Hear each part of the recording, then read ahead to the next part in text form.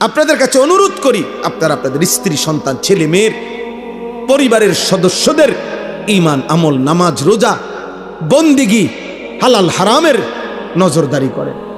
খাট, পালং, sofa, furniture এগুলো এমনিই হবে মিয়া। এগুলো এখন পৃথিবীতে কোনো অবাক কিছু না। টাইলস চেনে না এমন পাগলও নাই, সোফা চেনে না এমন পাগলও এখন আর পৃথিবীতে নাই। আমি শুধু শুধু এই সোফা, খাট এটি কেউ দেখতো না, এটি প্রত্যেকের ঘরে আছে। আঙ্গাল কাঙ্গালেও দিছেন। ফ্রিজ সবার দরকার, এটা একটা নিত্য প্রয়োজনীয় জিনিস, এটা আর এখন কোনো শৌখিন জিনিস। বাংলাদেশের যে গরম, এখানে এসিও এখন নিত্য প্রয়োজনীয় জিনিসের অন্তর্ভুক্ত। এইটাও আর এখন শৌখিনতা নাই, এত প্রচন্ড গরমে।